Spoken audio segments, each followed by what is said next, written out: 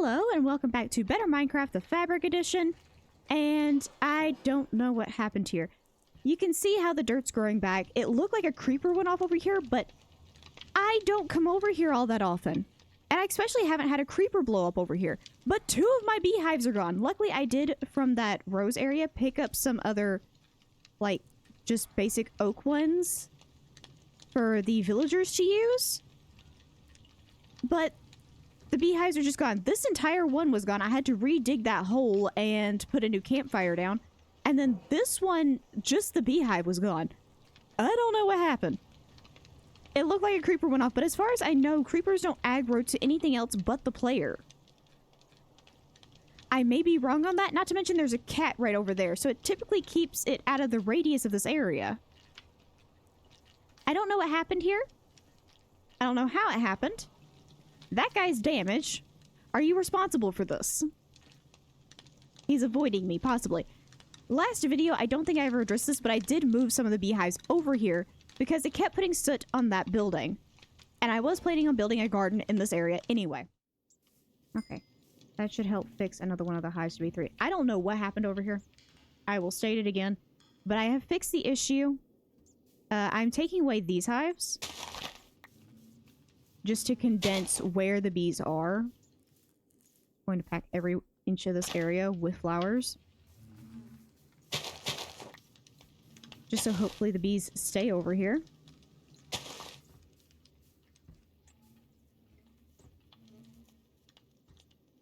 But I'm going to keep just those 3 hives. If I need any more beekeepers, I can always just make more hives and put them further down. Okay, now, after being so rudely interrupted and going into fall and all this other stuff, I have been working. I did a calculation before finding that hole where I was around like 5,000 something blocks of dirt. This is all the dirt I own, by the way. I took everything, added this one. I mean, I still have grass blocks and like coarse dirt and stuff like that. But this is all just the basic dirt I have. Why? Because I decided to get a jump on terraforming. You will notice there's a giant empty spot over here. That is because there was originally a peninsula here. I've removed it. And I have gone all the way down the base of it. I basically tore up the floor. And I hate that fall just spawns pumpkins randomly. But I have tore the entire area down. Now, it doesn't look the best. There's a bunch of stone exposed and stuff like that. But that I can fix over time as long as it is gone. I can work with that. But I've also started slightly terraforming over here because I essentially want to expand over into this area. So I took down a few of the trees and I've started flattening area. Now this is going to be a while before I start building in this area. This is going to be kind of like the end goal finisher to everything. The tiny town I'm building now is going to be basically the starting zone for me so that all the villagers can have a safe place to be and all that other stuff. So it's a starting zone for me. And then this is going to be basically the mega thing I build in this series. Okay. But if you remember, last episode we did this guy. I haven't done any of the decoration because, again, I am working on finishing up my other series. So, this series may see a little bit of a decline in the amount of time I have on here. Why is there a dropped item over here? I'm concerned.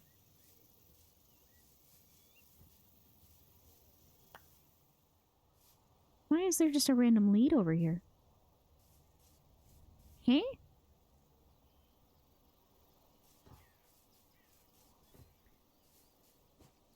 But I don't have a whole lot of time to grind. So essentially, I get on here for like 2 hours out of like the 6 to 7 hours I have in grind time in between episodes. So 2 of those hours are fully dedicated to this series because that's the least amount of time I can spend on here and actually get something done. That being said, mainly what I am waiting on is that crop up there. I have every other material in order to build up these houses. Those do not take long to get. The upper floors are just the utter pain. But I do have enough material to at least attempt to get this one in and that one in. actually thinking about doing a bit of a creative twist, at least on the smaller one. Due to there not being enough space inside for a staircase, I may do one outside and use this alleyway as a staircase up to the second story of this building and make it even tighter so where you have to walk directly on this edge in order to get through here. Actually kind of like that idea.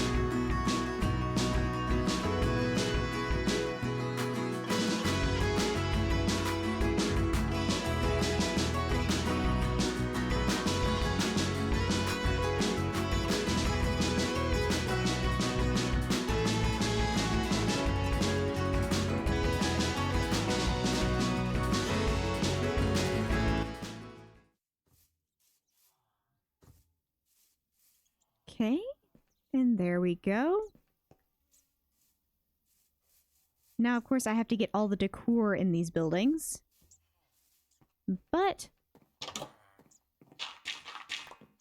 this building is now in.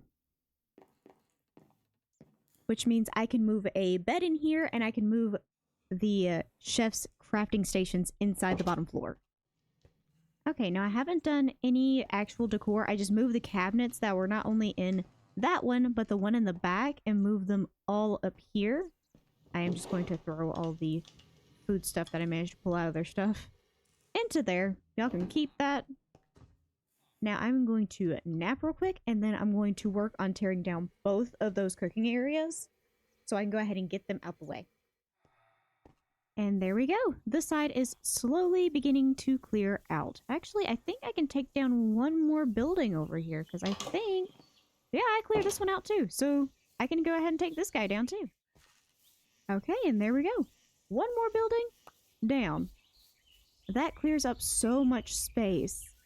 And the second I get that building in, this one's going to be able to come down, which means I'll have this entire... Also, excuse the motorcycle noises in the back if y'all can hear that while I'm talking. That preps me up to get all of this going. Now, in this episode, I definitely want to get that building up as well. I think I have all the stuff to do it. If not, I'll be cutting in halfway through, but I also need to put in a little bit of a dining area here.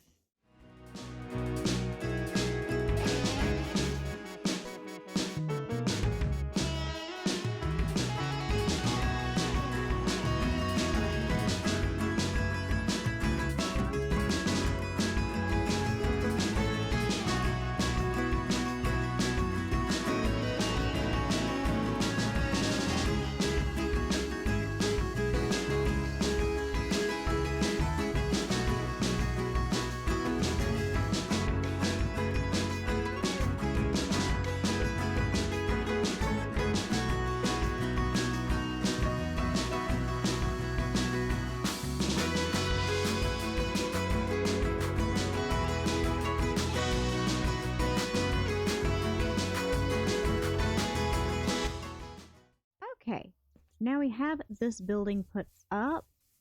It's a little bit of a weird shape. It was very long and skinny to begin with. And so I've kind of given it a pop out with that. The back is even weirder.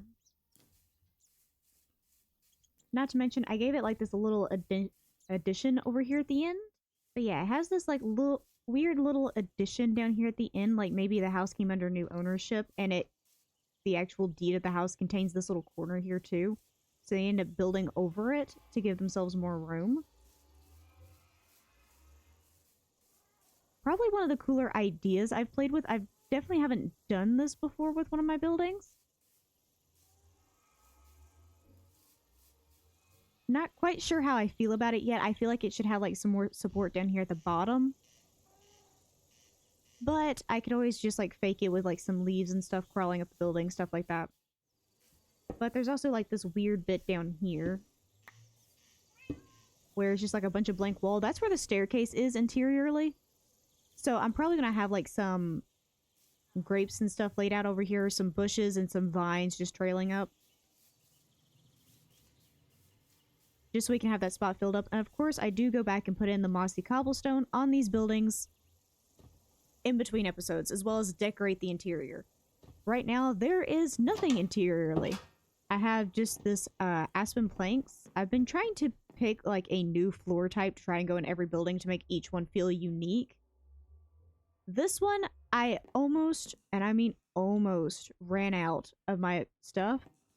I actually ran out of these 2 blocks right here. I managed to grow up some flax and get the building at least finished.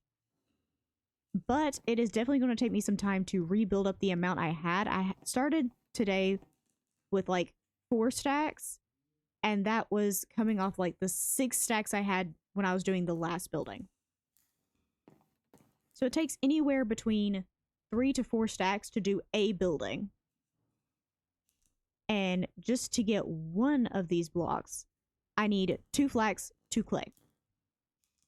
So it's a very complicated thing to build, and I don't know why I decided to use it to build all of my housing.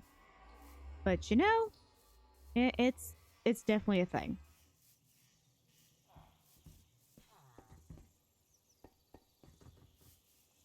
Also, for the time being, I think I'm going to decommission our nether portal.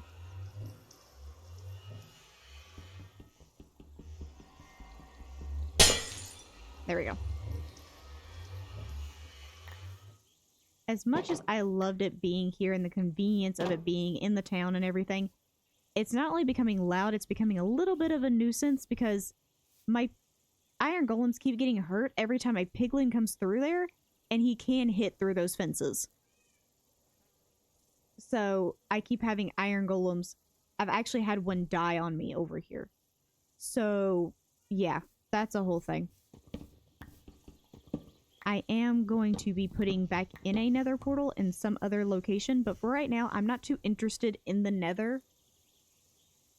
I'm more focused on the village and building in the overworld and possibly going to Twilight Forest soon, so I'm not going to be too worried about building back up the nether portal too quickly.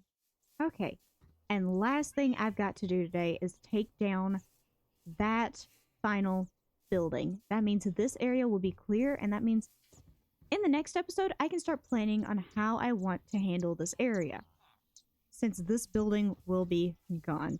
So just give me a few seconds to get it gone.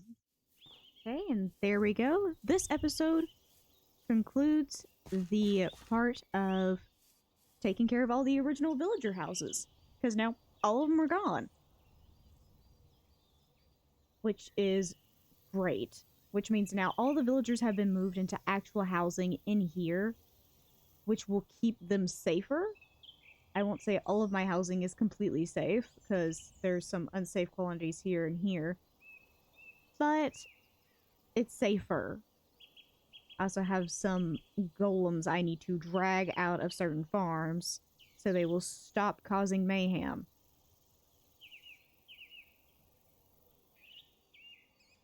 But with all of that done, I think I can finally turn some of my attention to my actual base.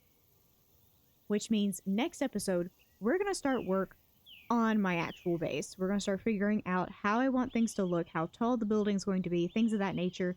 Because right now, all we have is a floor plan. And like a general theme to the area. So I actually have to figure out what I want to do, what I want the building to look like, and what the color palette's going to be. So with all that said and done, I hope you enjoyed, and I will see you guys in the next one. Bye-bye!